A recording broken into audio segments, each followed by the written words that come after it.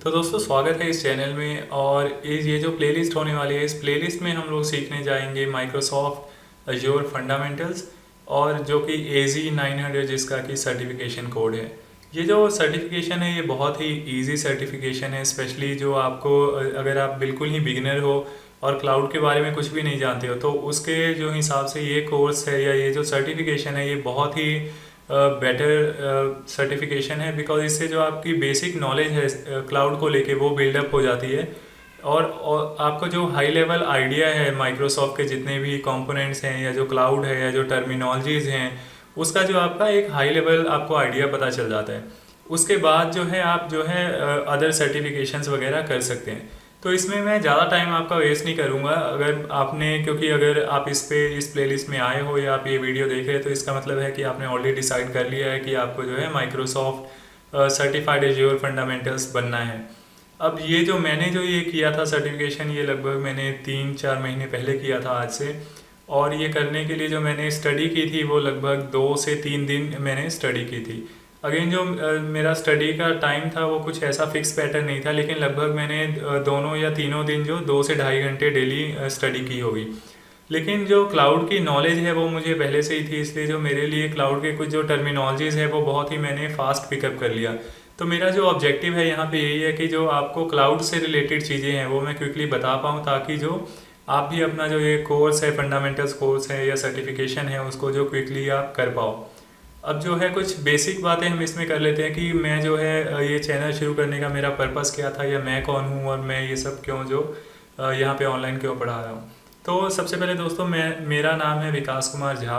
और ये जो सर्टिफिकेशन वाला जो ये है प्लेलिस्ट, ये मैंने अभी शुरू किया। और मेरा जो पर्पस है यही है कि जो भी क्लाउड से रिलेटेड सर्टिफिकेशन वो जो मैंने की, एटलीस्ट मैं उनके कुछ जो ट्यूटोरियल्स बना सकूँ, ताकि जो लोग स्पेशली जो टर्मिनोलॉजी या टेक्नोलॉजीज़ को नहीं जानते वो भी इनको सीख सके। बिकॉज मुझे जो है लगभग 11 साल हो गए हैं आईटी इंडस्ट्री में काम करते हुए।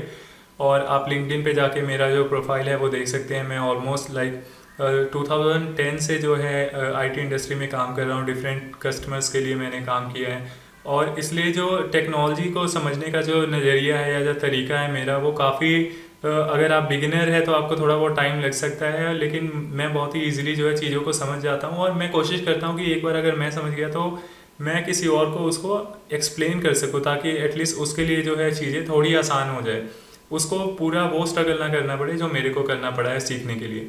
तो ये पर्पस है इस जो चैनल को बनाने का। और स्पेशली जो क्लाउड सर्टिफिकेशन वाली जो प्लेलिस्ट जो कि शुरू होगी, ये पहली वीडियो है इस प्लेलिस्ट की, जिसमें हम एज्योर फंडामेंटल सीखने वाले हैं और धीरे धीरे हम प्रोग्रेस करेंगे। अगेन ये क्योंकि पहली वीडियो है तो वीडियो की पेस जो है वो थोड़ी स्लो हो सकती है, या हो सकता है किसी को ये वीडियो की पेस फास्ट लगे। तो जैसा भी आपका कमेंट हो, जो भी आपका फीडबैक हो, कोशिश कीजिए वो कमेंट में आप बता दीजिए, तो अगली वीडियोज़ में मैं वो चीज़ें इम्प्रूव कर लूँ। अब बात करते हैं माइक्रोसॉफ्ट सर्टिफिकेशन जो करने की, उसकी ज़रूरत क्या है। तो जो इस टाइम पे क्लाउड की जो वैल्यू है या डिमांड है, स्पेशली जॉब्स को लेके, तो वो बहुत ही हाई है। अगर आप जॉब ढूंढना चाह रहे हैं और आप क्लाउड सर्टिफाइड हैं, तो आपको बहुत ही आराम से जॉब मिल जाएगी, आसानी से जॉब मिल जाएगी। आपकी जॉब अपॉर्चुनिटीज़ बहुत ज़्यादा बढ़ जाएंगी, और आपको जो सैलरी है, इनफैक्ट एक अच्छी सैलरी आपको मिल सकती है। अब क्या माइक्रोसॉफ्ट सर्टिफिकेशन वगैरह करने के लिए आपको ऑलरेडी कोई आपको ग्रेजुएट होना चाहिए, या आपको जो है लेट्स से कोई पर्टिकुलर स्टडी आपने की होनी चाहिए? तो ऐसा बिल्कुल भी नहीं है। जो मैंने बहुत से इनफैक्ट जो स्टूडेंट्स देखे हैं 13-14 साल के, उन्होंने भी जो माइक्रो सर्टिफिकेशन कर रखे हैं। और अगर आप लिंक्डइन पे हो और आप जो है थोड़ा बहुत उसको कंटिन्यूसली जो डेली बेसिस पे ब्राउजिंग करते हैं, तो आप देखोगे बहुत सारे एग्जांपल्स हैं जिसमें बच्चों ने भी, यानी कि 13 से 14 साल के स्टूडेंट्स वगैरह ने भी जो है सर्टिफिकेशंस कर रखे हैं। तो ये बेसिकली डिपेंड करता है कि आपको कितना इंटरेस्ट है सर्टिफिकेशन करने में। उसके बेसिस पे फिर आपके इंटरेस्ट के बेसिस पे आप आसानी से सर्टिफिकेशन वगैरह टेकअप कर सकते हैं।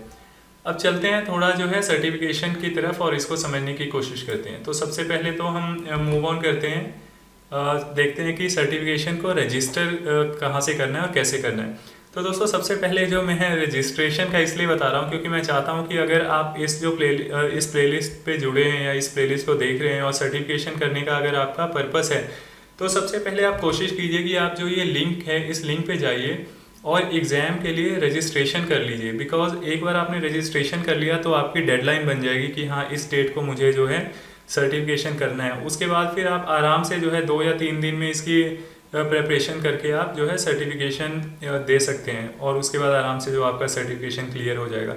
अगर आपने एनरोल नहीं किया तो उस केस में क्या होता है कि जो डेडलाइन नहीं बनी होती है, और जो अगर एक बार आपका कोई टारगेट नहीं सेट होता है तो फिर उस केस में जो है फॉलो करना या पढ़ना थोड़ा सा डिफ़िकल्ट होता है। तो अगर आपने ऑलरेडी मूड बना रखा है या आपने प्लान कर रखा है कि आपको सर्टिफिकेशन करना है, तो आप ये प्लेलिस्ट देख के आराम से जो है सर्टिफिकेशन इसका क्लियर कर सकते हैं। इसलिए अगर पॉसिबल है, अगर आप कर सकते हैं तो इस लिंक पे जाइए और जाके आप आराम से सर्टिफिकेशन जो है उसका रजिस्टर कर लीजिए, कोई भी फ्यूचर डेट के साथ, आज से 10 दिन या 15 दिन आगे की डेट डाल के। और जो है अगर बात करें सर्टिफिकेशन के प्रैक्टिस टेस्ट की, तो यहाँ पे अगर एक बार आप इस वेबसाइट पे जाएंगे तो ये कुछ इस तरह का खुलेगा, और वहाँ पे नीचे आप देखेंगे एक लिंक होता है जो कि ऑफिशियल, जहाँ पे ऑफिशियल प्रैक्टिस टेस्ट है वो सारे अवेलेबल होते हैं। तो इस ऑफिशियल प्रैक्टिस टेस्ट में एक्चुअली पेड प्रैक्टिस टेस्ट है, तो अगर आपको 100% श्योरिटी चाहिए कि मैं सर्टिफिकेशन में पास हो ही हूँ, तो उस केस में आप जो प्रैक्टिस टेस्ट जो है परचेस कर सकते हैं, और उसके बाद जो है आप एक बार इस प्रैक्टिस टेस्ट को गो थ्रू करते हैं तो आपका सक्सेस रेट है वो बहुत ही हाई हो जाएगा इस सर्टिफिकेशन को क्लियर करने का। अब उसके बाद बात करते हैं प्राइस की। तो प्राइस जो है, इसमें price country to country depend करता है। जैसे कि आपने देखा यूनाइटेड स्टेट्स अगर हमने सेलेक्ट किया हुआ है तो $99 दिखा रहा है, लेकिन अगर मैं कंट्री चेंज करता हूँ, कोई और कंट्री सेलेक्ट करता हूँ, तो प्राइस डिफरेंट दिखाएगा। उसके अलावा एक चीज़ आप यहाँ पे देखेंगे जो बहुत ही सही है कि स्केड्यूल फॉर USD 15, अगर आप जो है स्टूडेंट है या इम्पेक्टेड बाय कोविड-19 है, तो उस केस में आप जो है सिर्फ 15 USD, यानी कि अगर इंडियन करेंसी में बोले तो लगभग 1000-1200 रुपये में आप जो है इस सर्टिफिकेशन को शेड्यूल कर सकते हैं और सर्टिफिकेशन दे सकते हैं। तो ये बहुत ही अच्छी चीज़ है। अब एक बार चलते हैं वेबसाइट पे, थोड़ा सा इसकी वेबसाइट पे जाके, इस लिंक पे जाके हम लोग फॉलो करते हैं और देखते हैं कि वहाँ पे क्या दिखाता है। तो मैंने लिंक ऑलरेडी ओपन किया हुआ है। यहाँ पे जब आप उस लिंक को फॉलो करोगे तो आप यहाँ पे आ जाओगे। यहाँ पे सबसे एक इम्पॉर्टेंट चीज़ है वो ये है कि यहाँ पे आप देखोगे, अगर ये जो भी एग्ज़ाम का स्केड्यूल होता है या एग्ज़ाम का पैटर्न होता है या जो स्किल मेजरमेंट के टॉपिक्स होते हैं, वो अगर कुछ भी चेंजेस होते हैं उसमें, तो यहाँ पे आप उसके रिगार्डिंग जो है अपडेट देख सकते हैं। जैसे यहाँ पे अभी बता रहा है इस टाइम पे, the content of exam will be updated on October 25, यानी कि थोड़े बहुत माइनर चेंजेस जो हैं वो एक्सपेक्टेड हैं। आज October 1 है, तो यानी 25 दिन के अंदर अंदर कुछ थोड़े बहुत माइनर चेंजेस होंगे जो कि यहाँ पे अपडेट कर दिए जाएंगे। और पासिंग स्कोर यहाँ पे बताया हुआ है, पासिंग स्कोर जो है वो 700 है। तो ये जो पासिंग स्कोर है ये आप समझ सकते हैं कि ऑन एन एवरेज जो है लगभग जो है 70% जो आपको स्कोर चाहिए एग्ज़ाम को क्लियर करने के लिए, अगर आप जो है लेमन की टर्म में अगर हम बात करें तो। उसके बाद स्क्रॉल डाउन करोगे, जैसे मैंने आपको बताया, आप जो है एग्ज़ाम के लिए यहाँ पे कंट्री सेलेक्ट करके आप जो रजिस्ट्रेशन कर सकते हैं। अगर मैं करता हूँ सेलेक्ट इंडिया, तो आप देख सकते हैं एग्ज़ाम फीस जो है वो ओनली 3696 है, जो कि I think is quite reasonable. उसके बाद अगर आप कोविड-19 इम्पेक्टेड है या स्टूडेंट है तो आप schedule for only USD 15 select कर सकते हैं। उसके बाद जो है यहाँ पे आप देखेंगे, आप जो है स्केड्यूल विद पियर्सन व्यू कर सकते हैं और स्केड्यूल विद सर्टिपोर्ट कर सकते हैं अगर आप स्टूडेंट और इंस्ट्रक्टर हैं। तो मोस्टली आपके केसेस में जो है, या आप अगर स्टूडेंट हैं तो आप स्केड्यूल विद सर्टिपोर्ट कर सकते हैं, या फिर पियर्सन व्यू के साथ जाइए अगर आप जो है वर्किंग प्रोफेशनल्स हैं। उसके बाद उस आगे की गाइडलाइन जो है, जैसे आप इसको फॉलो कीजिए, बहुत ही ईजिली जो है आप रजिस्टर वगैरह कर पाएंगे। अब एक बार जस्ट क्विकली जाके ऑफिशियल जो प्रैक्टिस टेस्ट है इसको देख लेते हैं कि यहाँ पे क्या चीज़ है। अब देखोगे ऑफिशियल प्रैक्टिस टेस्ट जो है वो mindhub.com पे आपको ले जाता है, जहाँ पे एक्चुअली कुछ प्राइस वगैरह दिया होगा इसको, जो एग्ज़ाम प्रेपरेशन गाइड है उसको ख़रीदने का, और फिर उसके हिसाब से आप इसको परचेज़ कर सकते हो। तो मैं तो एक्चुअली रिकमेंड नहीं करूँगा कि आप जो है फंडामेंटल का आपको ऐसा प्रैक्टिस टेस्ट खरीदने की ज़रूरत नहीं है। आप जो है अगर इसके जो कंटेंट को फॉलो करेंगे तो बहुत ईजिली क्लियर कर सकते हैं। लेकिन अगर आप देखेंगे इनका प्राइस, तो कुछ ये प्राइस है, ठीक है। तो इसके बारे में खैर मैंने भी ये जो यूज़ नहीं किया था, तो इसके बारे में ज़्यादा डिटेल में जाने की ज़रूरत नहीं है। इनफैक्ट अगर आप इस वीडियो ट्यूटोरियल्स को देखते रहेंगे या पढ़ेंगे आराम से, तो आप बहुत ही ईजिली जो है 3 से 4 दिन में ये सर्टिफिकेशन वगैरह क्लियर कर पाएंगे। तो अगर हम अब स्क्रॉल डाउन करें तो देखो यहाँ पे दिखाया हुआ है कौन से स्किल पे आपको मेजर किया जाएगा। तो एक बार फिर से चलते हैं यहाँ पे और देखते हैं कौन से स्किल्स पे जो मेजरमेंट क्राइटेरिया है वो क्या है। तो सबसे पहले जो है वो है डिस्क्राइब क्लाउड कॉन्सेप्ट। तो लगभग जो है 20 to 25% ऑफ जो क्वेश्चंस है वो आएंगे आपको, it will be about describing cloud concept, यानी कि क्लाउड क्या होता है, क्लाउड के फीचर्स क्या हैं, बेनिफिट क्या है, प्रॉब्लम क्या है, कैसे ये आपकी कॉस्ट सेविंग करता है, उन सब टाइप के जो बेसिक क्लाउड के कॉन्सेप्ट हैं उनसे रिलेटेड चीज़ें होंगी, जैसे कि स्केलेबिलिटी क्या है, इलास्टिसिटी क्या है, उस टाइप की चीज़ें। उसके बाद है डिस्क्राइब कोर अज्योर सर्विसेज को, जो अज्योर की कितनी सर्विसेज हैं उन सबसे रिलेटेड जो है 15 to 20% क्वेश्चन जो लगभग इस सेक्शन से आएंगे। और उसके बाद जो थर्ड सेक्शन है which is about describe core solution and management tools on Azure, ठीक है। तो इसमें अगेन 10 से 15% जो है वो कंटेंट या जो क्वेश्चन है वो यहाँ से आएंगे। फिर उसके बाद जो अनदर 10 से 15% क्वेश्चन है वो आपको security and networking related feature से आ सकते हैं। उसके बाद 15 से 20% जो है वो आइडेंटिटी क्या होता है, governance, privacy and compliance related जो अज्योर के फीचर्स हैं उसमें से आएंगे। और जो रिमेनिंग 10 to 15% है वो जो है अज्योर का कॉस्ट मैनेजमेंट या सर्विस लेवल एग्रीमेंट वाली जो है टॉपिक्स उनमें से आएंगे। तो मैं कोशिश करूंगा ये सारे जो टॉपिक हैं मैं आपको 1 by 1, यानी कि अगर हम देखें लगभग यहाँ पे 6 टॉपिक्स हैं तो हम इसको 4 या 5 वीडियोज़ में ये 6 के 6 टॉपिक डिटेल में कवर करेंगे, ताकि जो आप सारे टॉपिक को सेक्शन बाय सेक्शन देख सको और आप जो है प्रिपरेशन भी प्रॉपरली कर सको। तो हम थोड़ा सा ज़्यादा टाइम स्पेंड करेंगे ये जो क्लाउड कॉन्सेप्ट वाले के लिए, क्योंकि अगर आप बिल्कुल ही बिगिनर हो तो आपको क्लाउड कॉन्सेप्ट समझना ज़रूरी है। और जो मोस्टली क्वेश्चन जो हैं 20 to 25% जो क्वेश्चन हैं वो इसी सेक्शन से आने वाले हैं। तो इस पर्पज़ से भी ये वाला जो सेक्शन है थोड़ा ज़्यादा इंपॉर्टेंट है। अब जो है मूव ऑन करते हैं और समझते हैं कि जो क्लाउड डिप्लॉयमेंट मॉडल हैं वो कितने टाइप के होते हैं। तो जब भी हम क्लाउड की बात करते हैं तो मेनली जो है हमारे दिमाग में बस क्लाउड उसकी जो डिफरेंट मॉडल्स हैं वो सब हमें पता नहीं होता है। जनरली सिर्फ क्लाउड का मतलब लोग ये समझते हैं कि कोई ऐसी चीज़ है या जो पब्लिक है या जो इंटरनेट पे अवेलेबल है। लेकिन अगर यहाँ पे बात करें तो 3 टाइप के जो डिप्लॉयमेंट मॉडल होते हैं। सबसे पहला होता है पब्लिक क्लाउड। तो पब्लिक क्लाउड जो है उसमें क्या होता है, services are offered over the internet. तो जैसे आपको VM लेना है तो आप जो अज्योर की साइट पे गए, वहाँ से आपने एक वर्चुअल मशीन खरीदा और आपने जो सर्वर पे लॉगिन किया और अपना काम करना शुरू कर दिया। या लेट से आपको जो है कुछ सर्वरलेस कंप्यूटिंग चाहिए, कुछ भी आपको अवेलेबल करना है वो basically over the public internet available है। आप गए वहाँ पे और आपने जो खरीदा, परचेज किया और जो काम अपना शुरू कर दिया। अब उसके बाद बात करते हैं प्राइवेट क्लाउड। तो प्राइवेट क्लाउड क्या होता है, प्राइवेट क्लाउड की ज़रूरत क्या है।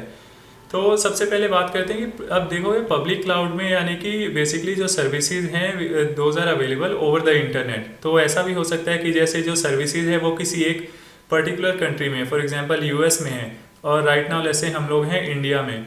अब हम चाहते हैं कि यार इंडिया का कोई भी डेटा है वो US में ना जाए, ठीक है। तो यानी उस केसेस में क्या है, मैं पब्लिक क्लाउड जो है वो यूज़ नहीं कर सकता मुझे, क्योंकि अगर मैं पब्लिक क्लाउड यूज़ करता हूँ तो मुझे जो है मेरा डेटा ऑब्वियसली जो कंट्री से बाहर जाएगा, ठीक है। अगेन जो है बहुत से अब जो डेटा सेंटर्स हैं वो डिफरेंट रीजन्स में अवेलेबल होते हैं, उसके बारे में बाद में जाएंगे। लेकिन अभी के लिए आप इतना समझिए कि जो पब्लिक क्लाउड है उसकी कुछ जो है कंस्ट्रेंट है जिसके लिए आपको प्राइवेट क्लाउड यूज़ करना पड़ता है। स्पेशली जो है वो डेटा सिक्योरिटी, कंप्लायंस या जो आपकी लोकल कंट्री की पॉलिसीज़ होती हैं उसके लिए आप जो है प्राइवेट क्लाउड यूज़ करते हो। ज़्यादातर प्राइवेट क्लाउड जो है वो ऑर्गेनाइजेशंस यूज़ करती हैं। उन्होंने ऑलरेडी अपना कंप्लीट क्लाउड सेटअप कर रखा होता है जहाँ से वो जो है अपने IT रिसोर्सेज यानी कंप्यूटिंग रिसोर्सेज होते हैं उसको यूज़ करते हैं, और जो कि सिर्फ जो है उनके बिजनेस या उनकी ऑर्गेनाइजेशन में ही लिमिटेड होता है, उनकी ऑर्गेनाइजेशन तक ही यूज़ किए जा सकते हैं। जैसे कि लेस सपोज कि कोई XYZ कंपनी है, उन्होंने एक जो है बड़ा सा डेटा सेंटर सेटअप किया और उन्होंने काइंड ऑफ क्लाउड एनवायरनमेंट बनाया जिसमें जाके आप जो है ऑन नीड बेसिस जो भी क्लाउड के फीचर्स हैं वो आप जो है वहाँ पे देख सकते हैं, वो आप यूज़ कर सकते हैं, या जो क्लाउड टेक्नोलॉजीज़ हैं वो चीज़ें आप यूज़ कर सकते हैं, but it will be limited to that XYZ company. अब आते हैं जो थर्ड टाइप का है, दैट इज़ हाइब्रिड क्लाउड। अब देखोगे मोस्टली जो इस टाइम पे जितनी भी ऑर्गेनाइजेशंस हैं वो धीरे धीरे हाइब्रिड क्लाउड की तरफ मूव कर रही हैं, बिकॉज जो डायरेक्टली पब्लिक क्लाउड पे मूव करना थोड़ा सा मुश्किल होता है, इसलिए currently they are moving to hybrid cloud. अब हाइब्रिड क्लाउड क्या है, hybrid cloud is a computing environment that combines a public cloud and a private cloud by allowing data and application to be shared between them.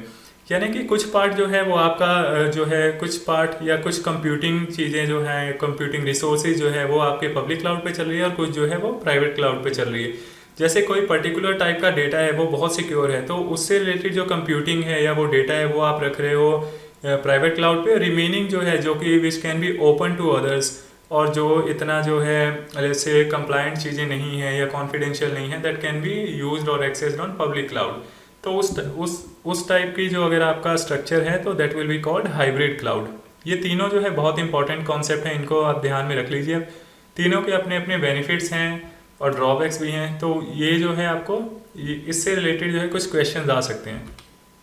उसके बाद जो है अब यहाँ पे हम डिस्कस करते हैं टॉपिक के बारे में, which is going to be called identifying the benefits and consideration of using cloud services. तो समझते हैं कि यार जो क्लाउड सर्विसेज है उसको यूज़ करने के कंसिडरेशन क्या है या बेनिफिट क्या है, क्यों उसको यूज़ करना चाहिए। तो सबसे पहले बात करते हैं पब्लिक क्लाउड की। अब पब्लिक क्लाउड में क्या है, no capital expenditure to scale up. तो ये जो नो कैपिटल एक्सपेंडिचर वाला है, ये आपको बेसिकली जो भी क्लाउड है उसमें आपको ये चीज़ें मिलेगी, यानी कि आपको जो अपफ्रंट आपका एक्सपेंसेस है वो नहीं करना पड़ेगा। आपको जो भी आपने जैसे अगर आपको आपको जो है सर्वर चाहिए 1 घंटे के लिए, तो आप जो बेसिकली 1 घंटे के लिए आप पे करो, 1 घंटे के लिए सर्वर यूज़ करो और उसके बाद आप सर्वर डिस्ट्रॉय कर सकते हो। तो यानी कि आपका जो कैपिटल एक्सपेंडिचर है यानी अपफ्रंट जो है वो आपके कॉस्ट जो है बहुत कम होती है। और उसके बाद अगर आपको स्केल अप करना है, यानी जैसे आपने 2 GB की आपने एक जो है VM खरीदा है जिसमें 2 GB रैम है, और अगर आप उसको बढ़ा के 4 GB करना चाहते हो तो you can do that up front, ठीक है। आप उसको इंक्रीज़ कर सकते हो, आपको स्केल डाउन करना है स्केल डाउन कर सकते हो, तो वो सारी चीज़ें जो है आप कर सकते हो। उसके बाद आते हैं application can B quickly provision and D provision. तो जैसे आपको कोई भी एप्लीकेशन यूज़ करनी है या आपको कोई भी वर्चुअल मशीन खरीदना है, कोई भी आपको स्टोरेज लेना है, कोई भी आपको सर्वरलेस कंप्यूटिंग यूज़ करनी है, आपको जो है कॉग्निटिव सर्विसेज यूज़ करने हैं, तो वो सारी जो चीज़ें हैं वो आप जो है क्विकली आप प्रोविजन कर सकते हैं और डी प्रोविजन कर सकते हैं। तो प्रोविजन का मतलब ये है बेसिकली अगर जैसे आपने एक सर्वर खरीदा है तो विद इन आपका फ्यू मिनट्स जो है वो सर्वर जो है रेडी हो जाएगा और उसमें जो स्टोरेज है वो अटैच हो जाएंगी, सर्वर एक्सेसिबल हो जाएगा, तो बहुत ही क्विकली वो है प्रोविजन हो गया। और उसके बाद जैसे एक बार आपका काम हो गया आप उसको क्विकली स्टॉप कर सकते हो या डीकमीशन कर सकते हो या डिस्ट्रॉय कर सकते हो। तो आपका प्रोविजनिंग और डी प्रोविजनिंग दोनों बहुत ही क्विकली हो जाती हैं। उसके बाद है ऑर्गेनाइजेशन पे only for what they use. तो ये तो दोस्तों क्लाउड का कॉन्सेप्ट ही यही है कि आपको सिर्फ उतना ही पे करना है जितना कि आप यूज़ करते हो। तो यहीं से आपका जो कॉस्टिंग है सारी की सारी सेविंग वो यहीं से होनी शुरू होती है। फॉर एग्जांपल अगर पुराने ज़माने की बात करें तो अगर आपको अपनी वेबसाइट ही एक सेटअप करनी होती थी तो उसके लिए पहले आपको जो है अपने घर में या ऑफिस में आपको सर्वर सेटअप करना पड़ता था। फिर वो सर्वर को सेटअप करने के लिए आपको, क्योंकि सर्वर हीट बहुत छोड़ता है, तो उसके लिए आपको एक अलग रूम चाहिए जिसमें आप जो है मल्टीपल एसीज रखते थे ताकि जो सर्वर हीटअप ना हो। तो ये सारे जो है बहुत सी चीज़ें होती थी जो आपको टेक केयर करनी पड़ती थी सिर्फ और सिर्फ एक वेबसाइट को होस्ट और रन करने के लिए। तो अब जो है वो चीज़ें नहीं हैं और आप जो है सिर्फ उसी चीज़ के लिए पे करते हो जो कि आपको यूज़ करनी है, तो जिससे कि ऑर्गेनाइजेशन की कॉस्टिंग है वो बहुत कम हो गई है। अब बात करते हैं प्राइवेट क्लाउड की। अब प्राइवेट क्लाउड में क्या है, बिकॉज आपने जो सारा का सारा क्लाउड सेटअप है वो आपने अपने पर्टिकुलर या ऑर्गेनाइजेशन ने, जो कोई ऑर्गेनाइजेशन है उसने अपने पर्टिकुलर डेटा सेंटर में सेटअप किया है। तो यानी कि अगर आपको फिर सेटअप करना है क्लाउड तो आपको हार्डवेयर खरीदने पड़ेंगे। तो hardware must be purchase for startup and maintenance. तो आपको सारा हार्डवेयर आपको खुद से खरीदना पड़ेगा और फिर जो है उन हार्डवेयर का जो सेटअप है या मेंटेनेंस है वो सारा जो काम आपको खुद से करना पड़ेगा। उसके बाद है organization have complete control over resources and security. तो ये देखो जो मेन बेनिफिट है प्राइवेट क्लाउड का वो यही पे है कि आपका कंप्लीट कंट्रोल है, जितने भी रिसोर्सेज हैं या सर्वर्स हैं उसके ऊपर आपका कंप्लीट कंट्रोल है। एंड यू नो जितना भी डेटा है वो सिर्फ और सिर्फ इस सर्वर पे है या इस डेटा स्टोर में है, और आप 100% गारंटी के साथ कह सकते हो कि ये मेरा डेटा जो है वो कंट्री से बाहर नहीं जा रहा है। तो वो जो कंट्रोल है वो आपको पब्लिक क्लाउड में कभी नहीं मिल सकता है, बिकॉज पब्लिक क्लाउड में बिकॉज आप जो है sharing model kind of use करते हो। बहुत से केसेस में आपका जो डेटा है, जो अंडरलाइंग हार्डवेयर होता है वो जो है शेयर्ड होता है। इवन दो आपको जब आप यूज़ करते हो पब्लिक क्लाउड तो आपको ऐसा फील नहीं होता कि आप शेयर्ड एनवायरनमेंट यूज़ कर रहे हो, लेकिन बहुत से केसेस में जो अंडरलाइंग हार्डवेयर है वो शेयर्ड होता है। उसके बाद बात करते हैं प्राइवेट क्लाउड में जो थर्ड पॉइंट है which is organizations are responsible for hardware maintenance and updates. अब जैसे आपने क्योंकि सर्वर खरीदा है, सर्वर में कोई प्रॉब्लम हो गई, तो आपको जो सर्वर में कोई हार्डवेयर इशू है या नेटवर्किंग डिवाइसेस में या फायरवॉल में किसी में कोई हार्डवेयर इशू है, तो उसकी जो मेंटेनेंस आपको खुद से टेक केयर करनी पड़ेगी। आपको जैसे आपने सर्वर सेटअप किया है, सर्वर को अपडेट करना है, चाहे वो सॉफ्टवेयर अपडेट हो, वो आपको खुद से टेक केयर करना पड़ेगा। अब मूव करते हैं हाइब्रिड क्लाउड में। तो ऐसे जो सिनेरियोज हैं जिसमें आपको because of let's say security reasons की वजह से जो है आप पब्लिक क्लाउड पे नहीं मूव कर सकते हो, तो उस केसेस में हाइब्रिड क्लाउड जो है वो बहुत अच्छा ऑप्शन है। आपने जो सिक्योर चीज़ें हैं वो आपने प्राइवेट क्लाउड में रखी, और उसके बाद जो है जो रिमेनिंग चीज़ें हैं वो आप जो पब्लिक क्लाउड में रख सकते हो। तो हाइब्रिड क्लाउड को समझते हैं, इसमें है प्रोवाइड्स द मोस्ट फ्लेक्सिबिलिटी। तो आपको ये फ्लेक्सिबिलिटी देता है कि आप जो है आप अपना कुछ जो है आप डिज़ाइन ऐसा कर सकते हैं कि कुछ जो आपके कंपोनेंट है वो प्राइवेटली रहेंगे डेटा सेंटर में, कुछ जो चीज़ें हैं यूल बी अब वो जो है आप पब्लिक क्लाउड के ओवर यूज़ करोगे। उसके बाद है organization determine where to run their applications. तो जो ऑर्गेनाइजेशन है वो डिसीजन लेती है कि ये मेरी कौन सी एप्लीकेशन है वो प्राइवेट क्लाउड पे चलेंगी, कौन सी जो है पब्लिक क्लाउड पे चलेंगी। सो वो सारे डिसीजन जो है ऑर्गेनाइजेशन लेती है। उसके बाद है ऑर्गेनाइजेशंस कंट्रोल सिक्योरिटी, कंप्लायंस और लीगल रिक्वायरमेंट्स। तो मेनली जितने भी आपके सिक्योरिटी, कंप्लायंस या लीगल रिक्वायरमेंट होती है किसी पर्टिकुलर कंट्री की, तो वो फुलफिल करना आपके लिए बहुत ईजी हो जाता है। यानी ऑर्गेनाइजेशंस को इन चीज़ों का कंट्रोल रखना बहुत ही ईजी हो जाता है।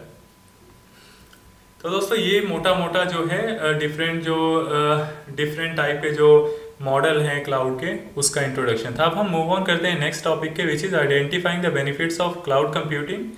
और इसमें जो है डिफरेंट टॉपिक्स है, जैसे कि high availability, scalability, elasticity, agility and disaster recovery. तो हम इनको समझते हैं।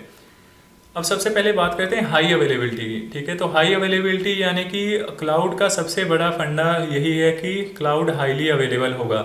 यानी कि फॉर एग्जांपल ऐसे अगर आपने सर्वर जो है अपने ऑफिस में या घर में सेटअप किया हुआ है, तो आपके घर में ऐसा हो सकता है कि पावर ऑफ हो जाए, उसकी वजह से आपका जो है सर्वर डाउन हो गया।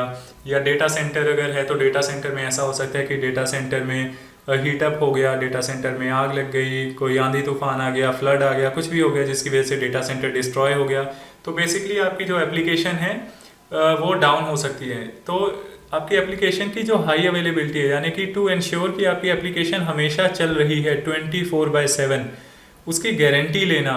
ठीक है, और हर कंपोनेंट जो कि आपकी उस एप्लीकेशन को चला रहे हैं उनकी गारंटी लेना और इंश्योर करना कि वो हमेशा अवेलेबल है। That is not possible when you are using let's say data center, private cloud, इस टाइप के जब आप चीज़ें करें तो वो पॉसिबल नहीं होता। तो जो है क्लाउड में ये चीज़ें जो हैं वो पॉसिबल होती हैं। अगेन जो डिफरेंट कंपोनेंट्स है, फॉर एग्जांपल आपका VMware हो गया, या आपका जो है लेट्स से नेट फायरवॉल हो गया, स्टोरेज डिवाइसेस हो गया, जो जितनी भी चीज़ें हैं सबके जो अवेलेबिलिटी है वो डिफरेंट होती है। तो वो आप सबको डिटेल में जो है आप इस URL को फॉलो करके उस चीज़ों को डिटेल में देख सकते हैं, पढ़ सकते हैं। लेकिन अगर मैं आपको मोटा मोटा बोलूँ तो हर चीज़ की अवेलेबिलिटी एटलीस्ट 99.9 जो है अवेलेबिलिटी हर कंपोनेंट हर चीज़ की है अज्योर में। कोई भी चीज़ आप यूज़ करते हैं इट इज़ एंश्योर्ड कि 99.9% ऑफ द टाइम वो जो चीज़ है या कंपोनेंट है, चाहे वो VM हो, चाहे वो स्टोरेज हो, चाहे जो है वो फायरवॉल हो, चाहे जो है सर्वरलेस चीज़ें हो, वो सारी जो है 99.9% ऑफ द टाइम अवेलेबल रहेंगी to ensure your application is running properly. उसके बाद बात करते हैं स्केलेबिलिटी की। तो स्केलेबिलिटी में दो चीज़ें आती हैं, हॉरिजॉन्टल एंड वर्टिकल स्केलिंग। तो इसके बारे में थोड़ा डिटेल में डिस्कस करते हैं कि यार ये हॉरिजॉन्टल स्केलिंग और वर्टिकल स्केलिंग क्या होता है। तो वर्टिकल स्केलिंग एक्चुअली आपने बहुत यूज़ किया होगा, भले ही आपको इसकी टर्मिनोलॉजी ना पता हो कि इसको वर्टिकल स्केलेबिलिटी कहते हैं। तो मोस्टली आपने रैम खरीदा होगा, जो आप मोस्टली आपने लैपटॉप वगैरह खरीदा होगा जिसमें कि 2 GB या 4 GB रैम होता है, जिसको आप फिर अपग्रेड कर लेते हो मे बी हायर रैम पे। फॉर एग्जांपल यहाँ पे देखोगे तो इनिशियली जैसे मेरे लैपटॉप में 8 GB रैम था, तो मैंने उसको स्केल अप कर लिया 16 GB रैम में। और जैसे मेरे पास जो स्पेस थी वो 1 TB डिस्क स्पेस थी, उसको मैंने अपग्रेड कर लिया 2 TB डिस्क स्पेस में। तो बेसिकली मैंने क्या किया, मैंने स्केल अप किया है और मैंने वर्टिकल स्केलेबिलिटी की है। यानी कि लैपटॉप मेरा वही है, लेकिन जो बाकी कंपोनेंट थे जैसे रैम 8 GB था उसको मैंने 16 GB कर लिया है, और हार्ड डिस्क जो मेरी थी वो 1 TB थी उसको मैंने 2 TB कर लिया। तो वो जो है वो आपका जो है वो वर्टिकल स्केलिंग है। तो यहाँ पे आप देख सकते हो जो ऑफिशियल डेफिनेशन है वो ये है कि vertical scaling means increasing the capacity of a resource, for example by using a larger VM size. ठीक है, तो जैसे पहले आप जो वर्चुअल मशीन जो यूज़ कर रहे थे वो डिफरेंट साइज़ का था, अब जो है आप डिफरेंट साइज़ का लार्जर साइज़ का वीएम यूज़ कर रहे हो, जिसमें जैसे मोर नंबर ऑफ सीपीयूज़ है, मोर नंबर ऑफ रैम है, मोर नंबर ऑफ डिस्क हैं, तो that will be your vertical scalability. अब बात करते हैं हॉरिजॉन्टल स्केलेबिलिटी की। तो हॉरिजॉन्टल स्केलेबिलिटी में क्या होता है कि आप जो है हॉरिजॉन्टली चीज़ों को स्केल कर रहे हो। तो फॉर एग्जांपल ऐसे आपके पास 8 GB रैम थी पहले, आपने फिर एक नया 8 GB का और कंपोनेंट खरीदा और उसके बाद ऐसे एक और खरीदा, और बेसिकली इन तीनों को एडअप करके now you are having 24 GB of RAM. Similarly जो आपके डिस्क हैं आपने हॉरिजॉन्टली स्केल किया। तो जब आप लार्जर ऑर्गेनाइजेशन में या बड़े जो एप्लीकेशन पे काम करते हो जो कि बहुत ही रिसोर्स इंटेंसिव होती हैं, तो उस केसेस में वर्टिकल स्केलेबिलिटी की लिमिटेशंस होती हैं। फॉर एग्जांपल आप जो है मैक्सिमम रैम जो है कितना बड़ा हो सकता है, कितने साइज़ का हो सकता है मैक्स टू मैक्स रैम, उसकी कुछ ना कुछ एक अपर लिमिट होगी। और सिमिलरली जो एक डिस्क है वो कितनी बड़ी साइज़ की हो सकती है, उसकी भी कोई ना कोई एक अपर लिमिट होगी। लेकिन जब आप जाते हो हॉरिजॉन्टल स्केलेबिलिटी में तो उसकी लिमिटेशन नहीं होती है। आप जो है मोर नंबर ऑफ, फॉर एग्जांपल आप चाहे 1000 जो है 8 GB के रैम खरीद लो, चाहे 5000 खरीद लो, उसकी कोई लिमिट नहीं है। ठीक है, तो हॉरिजॉन्टल स्केल करना बहुत ईजी होता है बजाय कि वर्टिकल स्केलेबिलिटी करने के। अब यहाँ पे एक बार ऑफिशियल जो डेफिनेशन है उसको भी देख लेते हैं कि horizontal scaling is adding new instances of a resource such as VM और डेटाबेसेस रेप्लिकास। तो फॉर एग्जांपल पहले जो आपके पास एक वीएम था, जैसे उसमें 8 GB रैम था, अब आपने एक और वीएम बना लिया जिसमें 8 GB रैम और है। अब आप जो 2 वीएम यूज़ कर रहे हो तो कुल मिला के उसमें जो 16 GB रैम है, और अगर आपको और रिसोर्सेज चाहिए तो आपने एक और तीसरा वीएम भी बना लिया जिसमें 8 GB रैम है। तो यानी अब आप ये जो 3 वीएम है आपके पास, जिनके अगर कंबाइंड में रैम की बात करूँ तो वो 24 GB रैम है। अब चलते हैं नेक्स्ट टॉपिक पे, और हम लोग बात करते हैं कि वर्टिकल स्केलेबिलिटी और हॉरिजॉन्टल स्केलेबिलिटी क्या है और दोनों को कब यूज़ करते हैं, किसके क्या एडवांटेजेस और डिसएडवांटेजेस है। तो वर्टिकल स्केलेबिलिटी का क्या है कि you can do it without making any changes to the application. सबसे बड़ी इसकी जो एडवांटेज है वो ये है कि you can do it without making any changes to the application. For example अगर अगेन मैं बहुत सिंपल एग्जांपल जो हम बात कर रहे थे अपने लैपटॉप की, जैसे मेरा जैसे 8 GB का रैम है, तो मैंने 8 GB का रैम हटा के मैंने 16 GB का रैम खरीदा और अपने लैपटॉप में लगा दिया। तो मुझे और कोई भी चेंजेस करने की ज़रूरत नहीं है। सारे मेरे जो एप्लीकेशन थे, जो भी चीज़ें थी वो एज इट इज़ चलती रहेंगी। अब रैम ज़्यादा है तो वो ज़्यादा रैम यूज़ करना शुरू कर देंगे, और जो मेरी एप्लीकेशन वगैरह तो वो थोड़ा बेटर चलेंगी, थोड़ा स्मूथली चलेंगी। तो यानी कि आपको जो एप्लीकेशन में कोई चेंजेस करने की ज़रूरत नहीं है, बस आपने जो वर्टिकल स्केल अप किया और आपकी एप्लीकेशन जो है वो उसने जो वर्टिकल जितना भी स्केल अप हुआ था वो रिसोर्सेज को यूज़ करना शुरू कर दिया। ठीक है, लेकिन हॉरिजॉन्टल स्केलिंग में क्या होता है, horizontal scaling has significant advantages over vertical scaling.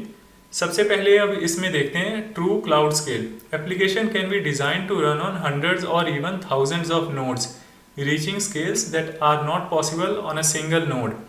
तो जैसा मैंने आपको बोला कि जो सिंगल नोड होता है या सिंगल लैपटॉप है, इसमें मैं कितने जो GB MB या टेराबाइट का जो है रैम डाल सकता हूँ, उसकी कोई ना कोई तो एक लिमिटेशन होगी, कोई ना कोई अपर लिमिट होगी।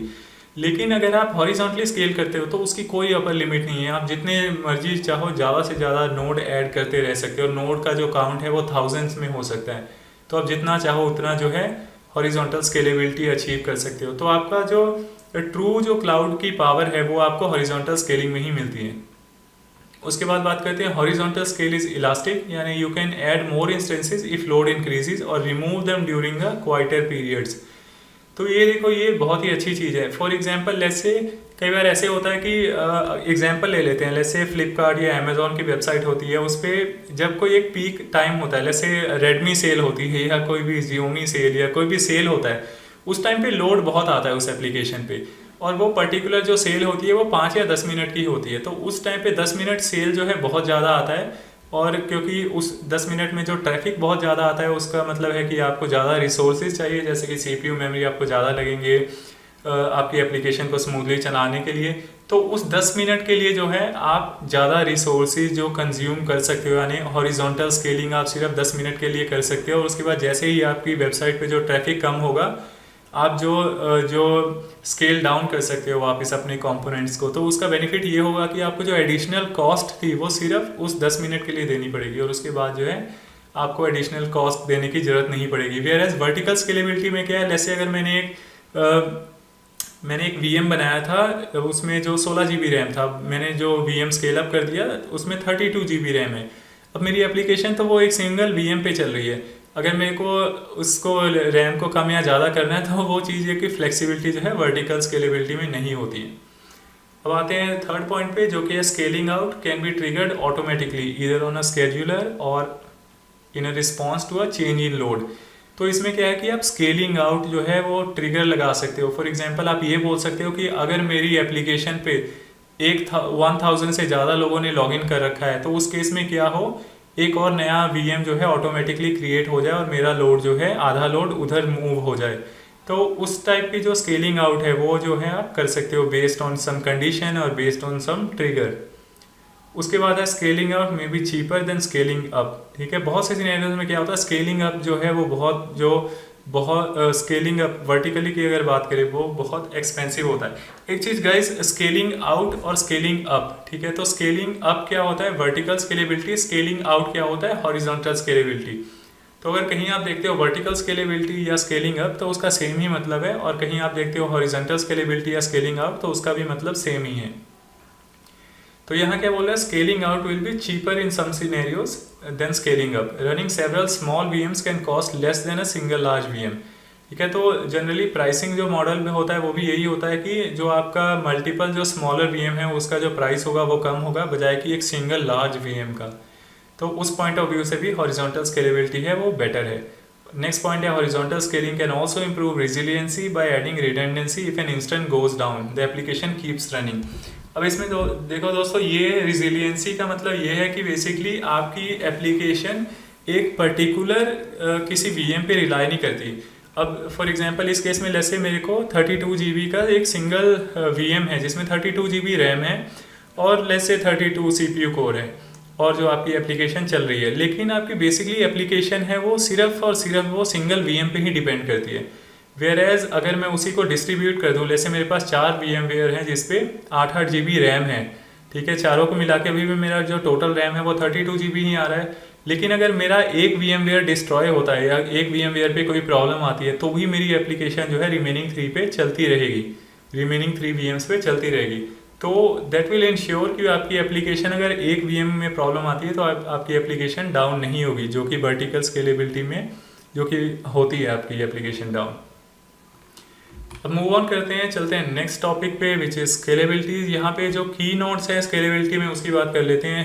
तो लेट्स सी, यहाँ लिखा हुआ है just adding more instances doesn't mean an application will scale, however it might push the bottleneck somewhere else. तो यहाँ क्या बोल रहा है कि यार अगर जैसे मैं स्केलिंग आउट कर रहा हूँ यानी कि मैं हॉरिजॉन्टल स्केलिंग कर रहा हूँ, फॉर एग्जांपल पहले मेरी एप्लीकेशन थी वो सिंगल VM पे चल रही थी, अब मैंने जैसे 2 VM खरीद लिए तो ऑटोमेटिकली 2 VM ऐड होते ही मेरी जो एप्लीकेशन है वो बेटर परफॉर्म करना नहीं शुरू कर देगी। अगर हम हॉरिजॉन्टल स्केलिंग कर रहे हैं तो हमें जो है एप्लीकेशन जो को उस हिसाब से उसको ध्यान में रख के डिज़ाइन करना पड़ता है कि हमारी ताकि हम जो स्केलिंग आउट यानी कि हॉरिजॉन्टल स्केलिंग है उसका बेनिफिट ले सकें। तो ये बेसिकली वही बता रहा है कि for example if you scale a web front end to handle more client request that might trigger lock contention in the database. For example अब क्या है कि आपने जैसे ऐसा डिज़ाइन किया है कि जो आपकी वेब रिक्वेस्ट है, वेब रिक्वेस्ट के लिए जैसे आप बहुत सारे वेब रिक्वेस्ट आ रहे हैं और वहाँ पे जब डेटाबेस पे एक्चुअली प्रोसेसिंग होने के लिए जा रहा है वहाँ पे जैसे उसका जो साइज़ कम है या वहाँ पे आपने स्केलिंग आउट नहीं लगा रखी है तो उस केसेस में वहाँ पे बेसिकली चोकिंग होनी शुरू हो जाएगी। ठीक है, तो इसलिए ये जो आपको स्केलिंग आउट करना है उसके लिए प्रॉपर आपको एप्लीकेशन का डिज़ाइन उस हिसाब से ही करना पड़ेगा, so you can take advantages of those things.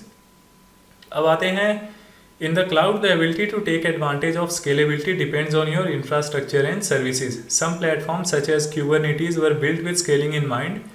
Virtual machines on the other hand may not scale as easily although scale options are possible।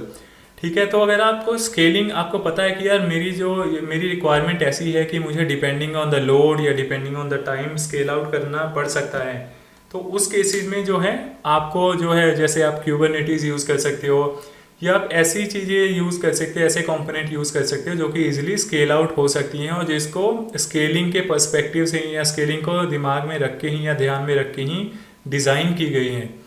ठीक है, अगर आप वर्चुअल मशीन की बात करते हो तो वर्चुअल मशीन में थोड़ी सी लिमिटेशंस है, वो इतना स्मूथली आपका जो स्केल अप या स्केल डाउन नहीं होगा जितना कि क्यूबरनेटीज होता है। तो यहाँ पे लिखा है with virtual machines you may want to plan ahead to avoid scaling infrastructure in the future to meet demand. Another option is to select a different platform such as Azure virtual machines scale sets. ठीक है, तो एक होता है Azure virtual machine, एक होता है Azure virtual machine scale sets.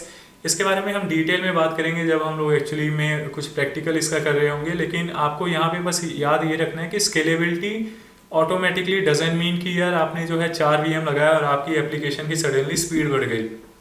ठीक है, तो आपकी एप्लीकेशन जो डिज़ाइन होनी चाहिए वो भी उसके हिसाब से होनी चाहिए कि आप स्केलेबिलिटी का एडवांटेज ले सको। अब मूव ऑन करते हैं फिर से, अब चलते हैं सेकंड टॉपिक पे। तो जो पहला टॉपिक था जो identifying the benefits of cloud computing such as high availability, scalability, elasticity, agility and disaster recovery. ठीक है, तो इसमें से आई थिंक बहुत सी चीज़ें हमने कवर कर ली है। Just want to go back to check कि कुछ हम मिस तो नहीं कर रहे हैं। Let me just go back, एक बार यहाँ चेक कर लेते हैं। ओके, तो हाँ, हम स्केलेबिलिटी तक हमने कंप्लीट किया था। उसके बाद जो नेक्स्ट है वो है इलास्टिसिटी। तो इलास्टिसिटी का अभी हमने डिस्कशन नहीं किया था। इलास्टिसिटी बेसिकली क्या है? You can configure cloud based application to take advantage of auto scaling so your apps always have the resources they need.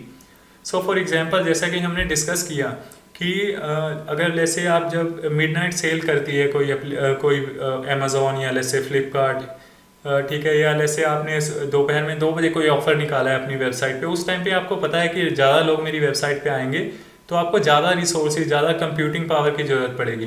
तो आप जो है ऑटो स्केल करना चाहते हो। तो बेसिकली आपका जो पूरे का पूरा इंफ्रास्ट्रक्चर है दैट इज़ इलास्टिक। आप उसको स्केल अप कर सकते हो, फिर एक बार आपकी ज़रूरत ख़त्म हो गई या ज़रूरत कम हो गई तो आपको उसके अकॉर्डिंगली उसको स्केल डाउन कर सकते हो। तो it is not fixed, it is elastic. ठीक है, जैसे कि रबड़ बैंड होता है, उसको आप जो खींच सकते हो, लंबा कर सकते हो, छोड़ोगे तो वो फिर से श्रिंक हो जाता है। तो दैट हैज सम इलास्टिसिटी। तो सिमिलरली ये जो है इसमें इलास्टिसिटी के गुण हैं बेसिकली। अब नेक्स्ट बात करते हैं वो है एजिलिटी। एजिलिटी क्या बोलता है कि deploy and configure cloud based resources quickly as your application requirement changes. तो यानी कि यार एप्लीकेशन जो आज के टाइम में है वो उसकी रिक्वायरमेंट बहुत फ्रीक्वेंटली चेंज होती है। फॉर एग्जांपल, जैसे आज आपने एप्लीकेशन बनाया है जिस पे कुछ एक्स अमाउंट ऑफ लोड है, कल को हो सकता है आपको एप्लीकेशन का डिज़ाइन चेंज करना पड़े, आर्किटेक्चर चेंज करना पड़े, आपको जो है नए उसमें सॉफ्टवेयर, नया बैकएंड इंट्रोड्यूस करना पड़े। तो वो जो चीज़ें हैं, वो जो चेंजेस है वो बहुत क्विकली जो है आप यूजिंग क्लाउड जो है यूज़ कर सकते हो। आप डिफरेंट कंपोनेंट जो है डिप्लॉय कर सकते हो। तो वो जो एजिलिटी है, ठीक है, that is what is there in cloud. उसके बाद आते हैं जियो डिस्ट्रीब्यूशन। तो जियो डिस्ट्रीब्यूशन क्या है? Deploying application to regional data centers to get the best performance. अब क्या है कि जैसे अज्यूम कीजिए आप इंडिया में रह रहे हैं, लेकिन आपका जो है आपने कोई ऐसी एप्लीकेशन बनाई है जो कि वर्ल्ड वाइड यूज़ होती है। अब अगर आपकी एप्लीकेशन जैसे अमेरिका से एक्सेस की जा रही है तो आपकी एप्लीकेशन ऑब्वियसली थोड़ी सी स्लो चलेगी उनके मुकाबले जो कि इंडिया में रह के आपकी एप्लीकेशन एक्सेस कर रहे हैं या आपकी एप्लीकेशन यूज़ कर रहे हैं। उसका रीज़न क्या है कि आपका जो सर्वर है जिस पे आपकी एप्लीकेशन होस्ट कर रही है वो तो जैसे वो इंडिया में है, तो इंडिया से बाहर के लोगों को जो परफॉर्मेंस में थोड़ी बहुत प्रॉब्लम आएगी। लेकिन अब क्लाउड में क्या है? क्लाउड में जब आप VM सेटअप करते हो, वर्चुअल मशीन लेते हो या कोई सर्वर सेटअप करते हो, तो आप जो है डिफरेंट रीजन के सर्वर ले सकते हो। फॉर एग्जांपल, जैसे मैंने एक सर्वर जो खरीदा वो मैंने खरीदा US का, सेकंड सर्वर जो मेरा है वो मे बी डिफरेंट रीजन का हो सकता है। तो आपका जो ट्रैफिक US का ट्रैफिक होगा, तो US का जितना भी ट्रैफिक होगा वो US रीजन पे जाएगा, वहाँ से वो सारा ट्रैफिक हैंडल होगा। तो उस केस में जो परफॉर्मेंस मिलेगी US के व्यूअर्स को या सिटीजन्स को, वो भी it will be as good as someone जो कि आपकी साइट इंडिया से या किसी भी कंट्री से एक्सेस कर रहा है। तो that is about Jio distribution. आप डिपेंडिंग ऑन कौन से जियोग्राफी पे आपका जो आपके प्लेटफॉर्म या एप्लीकेशन एक्सेस होने वाली है उसके हिसाब से आप जो अपने कंपोनेंट्स हैं या सर्वर्स हैं उसको जो है उस जियोग्राफी के अकॉर्डिंगली खरीद के डिप्लॉय कर सकते हो। अब बात करते हैं डिज़ास्टर रिकवरी की। तो डिज़ास्टर रिकवरी क्या बोलता है? Taking advantage of cloud based backup services, data replication and Jio distribution. You can deploy your application with the confidence that comes from knowing that your data is safe in the event of disaster. तो यानी कि जो cloud के features हैं जैसे कि cloud based backup services, तो cloud में अगर आप कुछ खरीदते हो तो आप ऑटो बैकअप वगैरह इनेबल कर सकते हो। उसके बाद है डेटा रेप्लिकेशन, आप डेटा रेप्लिकेशन इनेबल कर सकते हो। अगेन कुछ ऐसी ये कुछ चीज़ें ऐसी हैं जिसकी आपको एक्स्ट्रा कॉस्ट देनी पड़ेंगी, कुछ चीज़ें ऐसी हैं जो माइट भी आपको कम कॉस्ट करे, तो वो सब चीज़ें हैं। यहाँ पे हम कॉस्ट की बात नहीं कर रहे हैं, लेकिन फीचर जो है आपके बैकअप सर्विसेज फीचर अवेलेबल है, डेटा रेप्लिकेशन फीचर अवेलेबल है, जियो डिस्ट्रीब्यूशन फीचर अवेलेबल है। तो यानी कि अगर आपका जो जैसे कि जैसा हमने बात किया था पिछले एग्जांपल में, फॉर एग्जांपल ऐसे आपका डेटा सेंटर है, अगर फ्लड आता है या जैसे कोई आग लगती है डेटा सेंटर में, तो आपका वो सारा का सारा डेटा लॉस हो सकता है अगर आपका बैकअप नहीं होगा। तो इस केस में क्योंकि क्लाउड जो है वो बैकअप लेकर रखेगा, तो उस केसेस में आपका बेसिकली जो है रिकवरी जो है डेटा की, लॉस डेटा की, बहुत ही क्विकली हो जाएगी। उसके बाद जो है डेटा रेप्लिकेशन, फॉर एग्जांपल ऐसे आपने कुछ डेटा आपने यूएस में रखा हुआ है, कुछ डेटा आपने रखा हुआ है यूके में, कुछ डेटा आपने रखा हुआ है, उसी की सेम कॉपी आपने रखी हुई है इंडिया में। तो यानी अगर एक कंट्री या एक ज्योग्राफी में कोई भी प्रॉब्लम आती है, कोई डिज़ास्टर होता है, तो आपका जो डेटा है वो दूसरे ज्योग्राफी में एक्सेसिबल रहेगा। यानी कि आपको जो है बेसिकली आपका डेटा लॉस के चांसेस बहुत कम है। आपको डेटा रिकवरी करने के चांसेस बहुत ही हाई है किसी भी डिज़ास्टर में। तो that is all about disaster recovery. अब मूव ऑन करते हैं और देखते हैं नेक्स्ट टॉपिक कौन सा है।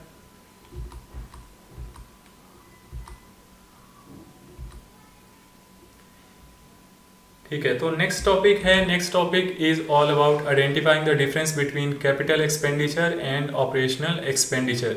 तो कैपेक्स क्या होता है एंड ओपेक्स क्या होता है। आपने देखो ये क्लाउड की जब भी आप बात करोगे, आप ये टर्मिनोलॉजी जो है कैपेक्स एंड ओपेक्स बहुत सुनोगे। आप सुनोगे कि यार जो क्लाउड है दैट इज ओपेक्स और इसके बहुत बेनिफिट हैं। ठीक है, तो इसको एक बार समझ लेते हैं, capital expenses versus operating expenses. तो कैपिटल एक्सपेंसेस क्या है? Capital expenses is the upfront spending of money on physical infrastructure and then deducting that upfront expenses over time. The upfront cost from capex has a value that reduces over time.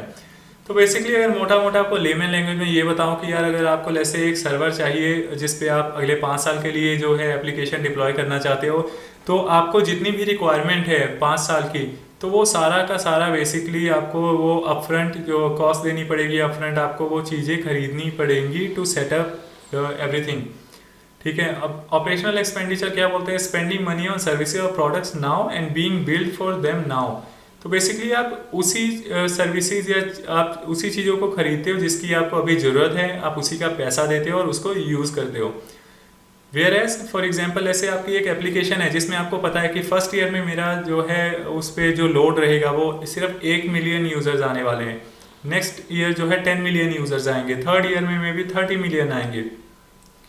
तो यानी आपको पता है कि अगले 5 साल में मेरा जो टोटल लोड है वो एप्लीकेशन पे 50 मिलियन हो सकता है। तो आपको जो लगभग जो आपको एप्लीकेशन डिज़ाइन करना होता है या इंफ्रास्ट्रक्चर खरीदना होता है, वो सारा जो है उसके हिसाब से जो खरीदना होता है, और आपका जो इसलिए कैपिटल एक्सपेंडिचर है बहुत हाई होता है। ऑपेक्स बहुत सा सीधा सा फंडा है, there is no upfront cost as you pay for your service और product as you use it. तो आप उतना ही पे करोगे या उतना ही बेसिकली जितना आपने यूज़ किया उतना पे करोगे, या जितना आपने पे किया उसी के हिसाब से आप यूज़ करोगे। बहुत सिंपल सा फंडा है। अब मूव ऑन करते हैं नेक्स्ट टॉपिक पे, which is about cloud computing is a consumption based model. तो describe the consumption based model. ठीक है, तो कंजम्पशन बेस्ड मॉडल क्या है उसकी बात हम लोग करने वाले हैं यहाँ पे। अब कंजम्पशन बेस्ड मॉडल क्या है, नाम से आपको क्लियर हो रहा है। कंजम्पशन यानी कि आप कंज्यूम कर रहे हो, बेस्ड मॉडल उसके हिसाब से ये जो पूरा मॉडल सेटअप किया है। तो कंजम्पशन बेस्ड मॉडल कहता है नो अपफ्रंट कॉस्ट। तो यानी कि मैं अपफ्रंट कुछ नहीं दूंगा। अगर जैसे मेरे को एक सर्वर खरीदना है और उसको 5 साल के लिए चलाना है, तो मैं उसको जो है पेमेंट उसकी 5 साल की नहीं करूंगा। मैं अभी यूज़ कर रहा हूँ तो अभी जो है जितना मैं यूज़ करूंगा उसी के हिसाब से मैं पेमेंट करूंगा। और अगर मेरे को अभी जैसे सिर्फ 10 GB स्टोरेज की रिक्वायरमेंट है तो मैं सिर्फ 10 GB के पैसे पे करूँगा। अगर मैं ज़्यादा यूज़ करूँगा तो मैं ज़्यादा पेमेंट करना शुरू करूँगा। तो और उसको सेटअप वेटअप करने के लिए आपका अपफ्रंट कोई भी कॉस्टिंग नहीं होती है। उसके बाद आते हैं no need to purchase and manage costly infrastructure that users might not use to its fullest. तो ये अगेन सीधा सा फंडा है। इसमें 2 टाइप के इंफ्रास्ट्रक्चर आ सकते हैं। फॉर एग्जांपल अगर जैसे मैंने एक एग्जांपल लिया था कि पुराने ज़माने में अगर आपको जो एप्लीकेशन चलानी है तो आपको सर्वर लेना पड़ता था, फिर आपको जो है कोई घर रेंट पे लेना पड़ता था या ऑफिस इंफ्रास्ट्रक्चर रेंट पे लेना पड़ता है जिसमें फिर एसी वेसी फलाना ढिमका लगा होगा। तो एक तो आपकी वो उस टाइप की जो कॉस्टिंग है वो बचती है। सेकेंडली आपको इंफ्रास्ट्रक्चर, जैसे आपने सर्वर से खरीद लिया, आपने सोचा कि आपका जो है इस साल जो लोड आने वाला है एप्लीकेशन पे वो आने वाला है जैसे 1 मिलियन यूजर्स का, उसके हिसाब से आपने बहुत ही हाई एंड जो सर्वर खरीद लिया जिसमें बहुत ही ज़्यादा रैम थी, बहुत ज़्यादा CPU थे, बहुत ज़्यादा डिस्क स्पेस थी, बहुत ज़्यादा जो कंप्यूटिंग पावर थी उसकी बहुत ज़्यादा हाई थी। लेकिन आपने देखा कि एक्चुअली जब आपका प्रोजेक्ट लाइव हुआ तो you are not getting the same people, same traffic which you were expecting. तो बेसिकली आपके रिसोर्सेज जो है आइडियल बैठे हुए हैं और आपके जो कंप्यूटिंग पावर तो आप यूज़ कर नहीं रहे हो, लेकिन आपने सारा का सारा जो पैसा उनको खरीदने पे लगा दिया और जिसका आप यूज़ भी नहीं कर पा रहे हो। ठीक है, तो यू आर नॉट यूजिंग दो सर्वर्स और those infrastructure to its full capacity. Again ये बहुत सिंपल एग्जांपल है, रियल लाइफ एग्जांपल में we don't talk about one servers और we talk about complete data centres और नंबर ऑफ सर्वर्स और number of different devices which is being used. अब उसके बाद है the ability to pay for additional resources when they are needed. ये सबसे best है कंजम्पशन बेस्ड मॉडल कि आपको यार तभी पे करना है, या आपको अगर आप कोई चीज़ यूज़ कर रहे हो तभी आपको पे करने की ज़रूरत है, अगर आप यूज़ नहीं कर रहे हो आपको पे करने की ज़रूरत नहीं है। बहुत सिंपल सा फंडा है। नेक्स्ट है the ability to stop paying for resources that are no longer needed. Again ये भी है कि अगर जैसे मेरे को अभी जो है 100 GB रैम की ज़रूरत थी और 100 GB मेरे को अभी 5 VM वर्चुअल मशीन की ज़रूरत थी, तो मैंने अभी तो 5 यूज़ किए, लेकिन जैसे कल को मेरी वो जो रिक्वायरमेंट है मुझे 5 वर्चुअल मशीन की ज़रूरत नहीं है या CPU जितने मैंने अभी रखे हैं उसकी ज़रूरत नहीं है, तो मैं क्विकली डिस्ट्रॉय कर सकता हूँ चीज़ों को और मेरी जो बिलिंग है वो कम हो जाएगी। तो the ability to stop paying for resources, जो आपकी एबिलिटी है कि अब आपको उन चीज़ों के लिए पे नहीं करना है जो कि आप यूज़ नहीं करते हो, वो आपकी जो है इंक्रीज हो जाती है। अब चलते हैं बात करते हैं नेक्स्ट टॉपिक पे। तो होपफुली ये जो चारों पॉइंट्स है बहुत ईजिली आपको समझ में आ गए होंगे, कंजम्पशन बेस्ड मॉडल और चीज़ें क्लियर हो गई होंगी। अब बात करते हैं next topic which is now talking about describe cloud concept, describe the difference between categories of cloud and services. ठीक है, तो सेक्शन अभी भी हमारा वही है जो पहला सेक्शन जिसके बारे में हम डिस्कस कर रहे थे। Now our topic is different, describing the difference between categories of cloud services. तो जो क्लाउड सर्विसेज हैं अगर उस सबको हम डिवाइड कर दें या सबको जो है हम स्प्लिट करना चाहें या कैटेगराइज करना चाहें तो आप उनको कुछ इस तरह से कैटेगराइज कर सकते हो। एक हो गया आपका IaaS जिसको बोलते हैं इंफ्रास्ट्रक्चर एज अ सर्विस। तो यानी कि आप इंफ्रास्ट्रक्चर जो है एज अ सर्विस यूज़ कर रहे हो। फॉर एग्जाम्पल आपने बोला कि यार मुझे वर्चुअल मशीन चाहिए, तो वो वर्चुअल मशीन क्या है? वर्चुअल मशीन बेसिकली आपका सर्वर है, इंफ्रास्ट्रक्चर है। तो आपको वो जो सर्वर है वो आपको एज अ सर्विस मिल गया, आपने पे किया और आपने VM क्रिएट कर लिया, तो that is you are using infrastructure as a service. लेकिन अब उस वर्चुअल मशीन पे आपने कोई ऑपरेटिंग सिस्टम डाला हुआ है, उस ऑपरेटिंग सिस्टम को मैनेज करना, उसको पैचिंग करना, उसको अपडेट करना, वो जिम्मेवारी है वो आपकी है। उसके बाद सेकंड आता है platform as a service. Platform as a service बहुत सिंपल है कि आपको पूरे का पूरा जो प्लेटफॉर्म है वो एज अ सर्विस मिल रहा है, और इस केस में आपकी जो रिस्पॉन्सिबिलिटी है वो सिर्फ और सिर्फ एप्लीकेशन चलाने की आपकी रिस्पॉन्सिबिलिटी है, लेकिन जो प्लेटफॉर्म को मैनेज करने की रिस्पॉन्सिबिलिटी है वो आपकी नहीं है, वो आपको एज अ सर्विस मिल रही है। फॉर एग्जाम्पल ऐसे हो सकता है कि अगेन इसके एग्जाम्पल के लिए हम इस लिंक को यूज़ करेंगे, उसमें फिर हमें कुछ जो अच्छे एग्जाम्पल मिलेंगे हम उसको वॉक थ्रू करेंगे। अगेन मैं बोलूँगा आप इस लिंक पे जाइए, क्योंकि ये जो टॉपिक है ये एक एग्जाम्पल से क्लियर होने वाला टॉपिक नहीं है, तो उसको यहाँ पे आप एक बार जरूर जाइए और एक बार उसको स्टडी कीजिए। उसके बाद थर्ड एग्जाम्पल है SaaS which is software as a service, SaaS software as a service. ठीक है, तो सॉफ्टवेयर एज अ सर्विस क्या है कि आप जो है सिर्फ और सिर्फ सॉफ्टवेयर को यूज़ कर रहे हो। आप बेसिकली डायरेक्टली सॉफ्टवेयर जो है कंप्लीट जो सॉफ्टवेयर है वो एज अ सर्विस यूज़ कर रहे हो। आपको ना तो इंफ्रास्ट्रक्चर वो किस प्लेटफॉर्म पे चल रहा है ना तो आपको उसके लिए वरी करने की ज़रूरत है, ना वो किस इंफ्रास्ट्रक्चर पे चल रहा है उसके लिए आपको वरी करने की ज़रूरत है। You are using that software, और आपको सिर्फ जो डेटा है उससे आपको मतलब है और बाकी किसी भी चीज़ों से मतलब नहीं है। फॉर एग्जांपल जैसे Office 365 की जितनी भी सर्विसेज हैं जो कि पब्लिकली अवेलेबल है, फॉर एग्जांपल आपका Office 365 Excel हो गया, तो वो सब जो है वो सॉफ्टवेयर एज अ सर्विस के एग्जाम्पल हैं। तो उस केस में जो है आपको वो सॉफ्टवेयर कहाँ पे इंस्टॉल है, किस प्लेटफॉर्म पे इंस्टॉल है, उन सब की आपको ज़रूरत नहीं है जानने की। You just need to bother about कि आपका क्या डेटा है, आपने उस जो है एप्लीकेशन या जो एक्सेल है या जो अगर आप लेसे वर्ड यूज़ कर रहे हो, पावर पॉइंट यूज़ कर रहे हो, आपको just need to think of कि क्या आपका डेटा प्रॉपरली सिक्योर है, सेफ है। आपको जस्ट उस चीज़ की ज़रूरत होती है, बाकी जो चीज़ों की आपको you don't need to care about और बॉदर अबाउट। अब चलते हैं एक बार इस लिंक को फॉलो करते हैं और देखते हैं कि इस लिंक में क्या है। तो इसको मैं ओपन करता हूँ, इसको क्रोम ब्राउज़र में। Let me copy and go here. तो दोस्तों एक चीज़ मैं भूल गया था, अगर आप जो है डाउनलोड एग्जाम स्किल आउटलाइन पे क्लिक करोगे तो यहाँ पे आप देखोगे ये जो आपका स्किल इसमें पूरा बताया हुआ है कि ये 20 to 25% जो है, ये वाला जो डिस्क्राइब क्लाउड कॉन्सेप्ट है उसमें सब टॉपिक्स कौन से हैं। तो इस टाइम पे आपने देखा होगा ये वाला टॉपिक हम कवर कर चुके हैं और इस टाइम पे हम लोग ये वाला टॉपिक कवर कर रहे हैं कि इंफ्रास्ट्रक्चर एज सर्विस क्या है, प्लेटफॉर्म एज सर्विस क्या है, सॉफ्टवेयर एज सर्विस क्या है, सर्वरलेस कंप्यूटिंग क्या है, इसकी बात करेंगे। उसके बाद जो है हम लोग ये नेक्स्ट टॉपिक की बात करेंगे। ठीक है, तो चलते हैं यहाँ पे देखते हैं डिस्क्राइब डिफरेंट क्लाउड सर्विसेज में क्या आता है। तो जैसे हमने बोला IaaS is infrastructure as service, तो यहाँ पे क्या बोलता है, this cloud service model is the closest to managing physical server. ठीक है, तो it is same like very close to like how you manage your traditional physical server. Only चीज़ इसमें ये है कि आपको जो फिजिकल जो सर्वर आपको खरीदने की जरूरत नहीं है, बट आपको सर्वर मिल गया है। लेकिन उसके बाद क्या है, operating system maintenance, network configuration या बाकी चीज़ें हैं उसका जो टेक केयर है आपको खुद करना पड़ता है।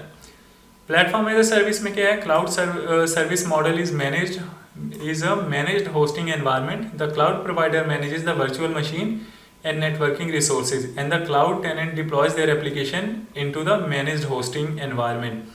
तो आप जो अपनी एप्लीकेशन है वो आप यहाँ डिप्लॉय कर देते हो, आपको जो है अंडरलाइंग इंफ्रास्ट्रक्चर जो है उसकी जो वो कैसे मैनेज हो रहा है उसकी टेंशन लेने की जरूरत नहीं है। For example Azure application services provides a managed hosting environment. तो एक यहाँ पे अज्योर एप्लीकेशन में होता है मैनेज होस्टिंग एनवायरनमेंट, जहाँ पे डेवलपर जो है जाके अपनी वेब एप्लीकेशन है वो जाके अपलोड कर सकते हैं without having to worry about the physical hardware and software requirement. तो बहुत से एक्चुअली अगर आपने जैसे आपने अगर होस्टिंगर वगैरह पे अपनी एप्लीकेशन वगैरह डिप्लॉय की है तो वो काइंड ऑफ जो है platform as a service type का ही कॉन्सेप्ट यूज़ करते हैं। उसके बाद आते हैं software as a service SaaS। इसमें क्या बोला है कि in the cloud service model the cloud provider manages all aspect of the application environment such as virtual machine, networking. तो यानी कि आपका ये जो दोनों platform as a service IaaS है, ये दोनों जो है वो तो पूरे का पूरा जो है जो क्लाउड प्रोवाइडर है वो मैनेज करने वाला है। और आपको जो इनफैक्ट जो सॉफ्टवेयर भी इंस्टॉल है वो that is also is going to be managed by cloud provider. और यहाँ पे एग्जांपल वो सेम एग्जांपल है कि माइक्रोसॉफ्ट ऑफिस 365 जो है provides a fully working version of Microsoft Office that runs in the cloud. All you need to do is create your content and Office 365 takes care of everything else. तो यानी कि अगर आप जो office 365 में power point use कर रहे हो, so you all need to worry about is creating your PowerPoint slides और preparing your data. You don't need to worry about कि यार मेरा पावर पॉइंट कैसे चल रहा है, पावर पॉइंट डाउन हो गया तो, पावर पॉइंट क्रैश हो गया तो, वो सारा जो मैनेज है that will be taken care by your cloud service provider. उसके बाद अगेन ये एग्जांपल दिए हुए हैं। IaaS देखोगे तो IaaS जो है आपका जो बेसिकली आपका data centre, networking, server, storage इतना जो है मैनेज करता है। प्लेटफॉर्म एज अ सर्विस में आपका जो ऑपरेटिंग सिस्टम और जो डेवलपमेंट टूल्स है ये सारे मैनेज करता है आपका cloud provider. Software as a service में आपका जो है होस्टेड एप्लीकेशन ऐप्स, ये सारी आइटम जो है वो आपका क्लाउड प्रोवाइडर जो है वो मैनेज करता है।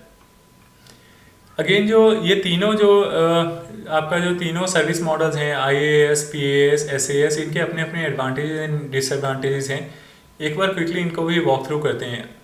तो IaaS में क्या है एडवांटेज, नो कैपेक्स। तो नो कैपेक्स तो गाइज जो है वो सीधा सा क्लाउड का एडवांटेज है, चाहे आप IaaS पे जाओ, PaaS पे जाओ या SaaS पे जाओ, नो कैपेक्स आप देखोगे ये सब में ही है। यानी जो क्लाउड अगर आप यूज़ कर रहे हो तो सीधा सा फंडा है no capex. User have no upfront cost. आपकी कोई अपफ्रंट ऐसी कॉस्टिंग नहीं है, आप उतना ही पे करोगे जितना आप यूज़ करोगे। Agility, application can be made accessible quickly and deprovision whenever needed. तो यानी कि आपने जब मन किया आपने VM क्रिएट किया, जब आपको यूज़ नहीं करना है आप उसको डिस्ट्रॉय करो। Management, shared responsibility model applies. The user manages and maintains the services they have provision and the cloud provider manages and maintains the cloud infrastructure. ठीक है, तो यानी कि जो क्लाउड इंफ्रास्ट्रक्चर है वो क्लाउड प्रोवाइडर मैनेज करेगा। उसके बाद जो आपकी ऑपरेटिंग सिस्टम की रिस्पॉन्सिबिलिटी है वो आपको खुद से जो है मैनेज करनी है। उसके बाद है कंजम्पशन बेस्ड मॉडल। यहाँ पे क्या बोला जा रहा है, ऑर्गेनाइजेशन पे only for what they use and operate under N operational expenditure model. तो उतना ही पे करते हो जितना आपको यूज़ करना है। ये चीज़ें जो है बार बार इसलिए आ रही हैं क्योंकि इसके रिलेटेड जो है काफ़ी क्वेश्चन आपको पूछे जाते हैं एग्ज़ाम में।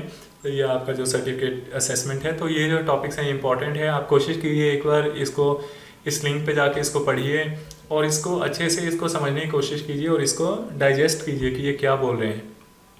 उसके बाद है skills. No deep technical skills are required to deploy use and gain the benefits of a public cloud. तो आपको कोई ऐसी एक्सपर्टाइज की ज़रूरत नहीं है। जैसा कि मैंने आपको बताया, पूरा जो क्लाउड है वो बहुत चीज़ों को सिंप्लीफाई कर देता है। तो अगर आपको मैं बोलूँ सर्वर सेटअप करने को या जैसे यूनिक्स इंस्टॉल करने को, तो मैं भी वो चीज़ें शायद आपको नहीं आती हो। लेकिन अगर मैं बोलूँ कि यार अज्योर पे जाके एक जो वर्चुअल मशीन क्रिएट कर दो, एक सर्वर क्रिएट कर दो जिसपे कि रेड हैट इंस्टॉल हो, तो वो चीज़ करना बहुत आसान है। एक बार आपने क्लाउड जो है, क्लाउड का अगर 5 मिनट का मैंने आपको दिखा दिया कि वो कैसे करना है, तो you can just go to portal.azure.com और वहाँ पे जाके it is just drag and drop, click here and there. उसके बाद जो है आप जो भी आपको कॉन्फ़िगरेशन चाहिए उसके हिसाब से आप सेटअप कर सकते हैं। इट इज़ कोई बहुत ज़्यादा आपको तगड़ा जो है एक्सपर्टाइज की ज़रूरत नहीं होती है इस केसेस में।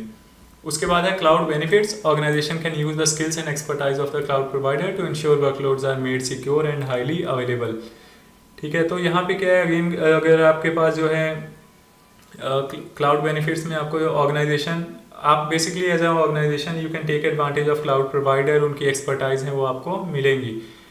Flexibility, IaaS is the most flexible cloud service because you have control to configure and manage the hardware running your application।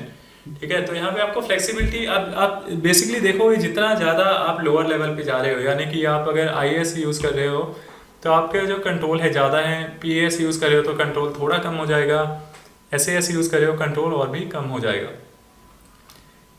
अब मैं स्क्रॉल डाउन करता हूँ, नो कैपेक्स सेम है, एजिलिटी सेम है, कंजम्पशन बेस्ड मॉडल सेम है, skills, cloud benefits, productivity almost देखोगे सारी चीज़ें सेम है। डिसएडवांटेज यहाँ पे देख लेते हैं। डिसएडवांटेज क्या है, platform limitations. There can be some limitations to a cloud platform that might affect how an application runs when you are evaluating which PaaS platform is best suited for a workload, be sure to consider an limitation in this area.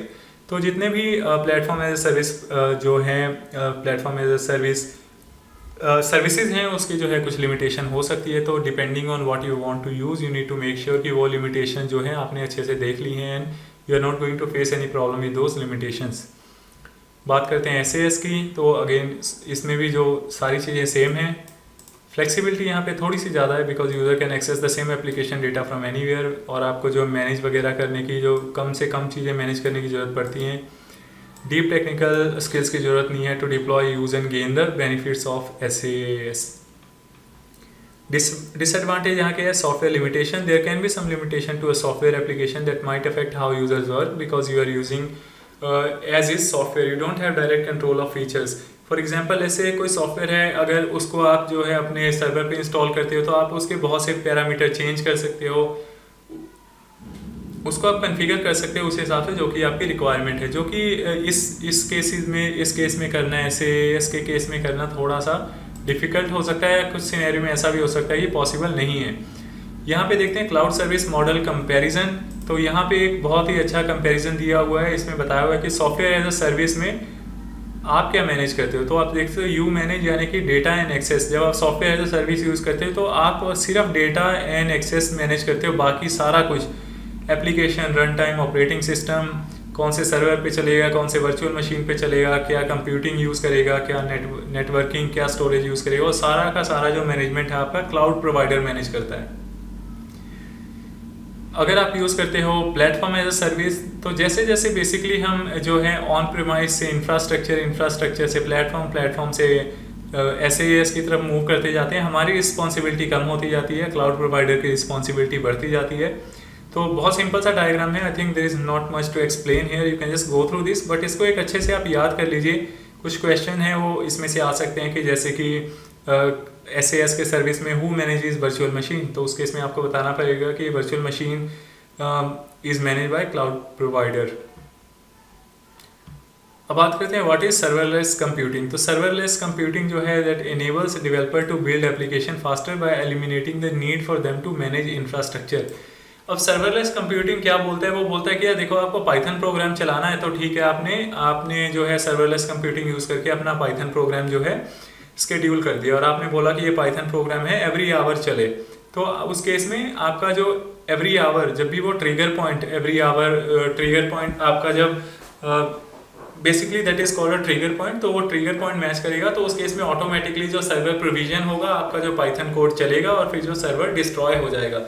तो यानी कि server, इसको बोला serverless computing जाता है because आप जो है आपको जो है बिल्कुल भी आइडिया नहीं होता कि back end behind the scene एक सर्वर कन्फिगर हो रहा है, प्रोविजन हो रहा है या डीकमीशन हो रहा है, वो सारा का सारा जो काम है बिहाइंड द सीन होता है। इसलिए जो है आपको ऐसा लगता है कि यार मैंने तो कोई सर्वर सेटअप ही नहीं किया और आप जो है सर्वरलेस कंप्यूटिंग कर रहे हैं, लेकिन एक्चुअल में सब कुछ जो है ऑब्वियसली अगर किसी कोड को आपको चलाना है तो पीछे CPU, रैम, वो रिसोर्सेज या सर्वर की जरूरत तो पड़ेगी ही, ठीक है। लेकिन इसीलिए इसका नाम जो है वो सर्वरलेस कंप्यूटिंग है और इसका मैं बहुत सी जगहों पे सर्वरलेस कंप्यूटिंग का यूज़ करता हूँ। ये बहुत ही ईजी है और इसमें सबसे बड़ा बेनिफिट ये है कि अगर जैसे मेरे को अगर कोई एक प्रोग्राम है, मेरा पाइथन प्रोग्राम जो कि एक दिन में सिर्फ 5 मिनट के लिए चलता है, तो मुझे सिर्फ उस 5 मिनट के जो है पैसे देने पड़ेंगे और बाकी मुझे पैसे देने की ज़रूरत नहीं है। और इसकी जो कॉस्टिंग है वो बहुत ही कम होती है, सबसे ज़्यादा जो कॉस्टिंग कम होती है वो सर्वरलेस कंप्यूटिंग की होती है बजाय कि ये बाकी कंपोनेंट्स की। अब यहाँ पे अगेन यहाँ पे एक बेनिफिट ये भी है कि अगर आप जो है ये सारे लिंक्स आप फॉलो करते हो, उसके बाद यहाँ पे आप नॉलेज चेक में जाके अपना नॉलेज चेक कर सकते हो कि आपको कंप्लीट नॉलेज हो गई है कि नहीं। फॉर एग्जांपल यहाँ पे जैसे कि ये क्विक नॉलेज चेक हम लोग करते हैं, इसमें लिखा हुआ choose the best response for each question, which of the following choice is not a cloud computing category.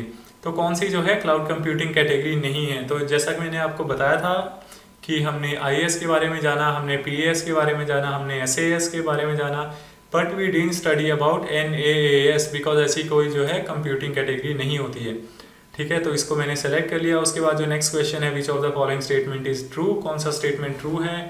तो यहाँ लिखा हुआ है operating expenses in OPEX you are responsible for purchasing and maintaining your computer resources. Second लिखा हुआ with operating expenses you are only responsible for the computing resources that you use. Okay, so this is true, others are not true.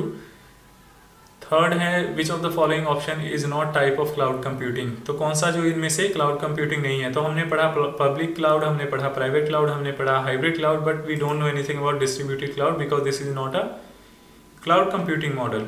Now let's talk about which of the following choice is not a benefit of using cloud services. तो यहाँ पे बोल रहा है कि which of the following choices isn't a benefit of using cloud services. तो कौन से ऐसा है जो कि is not a cloud service benefit. तो scalability, we know scalability is one of the benefits of using cloud services. Disaster recovery, yes, it is one of the benefits. High availability is one of the benefits, but geographic isolation ऐसा तो हमने कुछ नहीं पढ़ा है because this is not one of the benefits. Let's click on check your answers. Now you can see it is saying congratulations. So जितने भी हमने अभी तक पढ़ा था वो हमने देखा कि we are able to check our knowledge, everything is okay.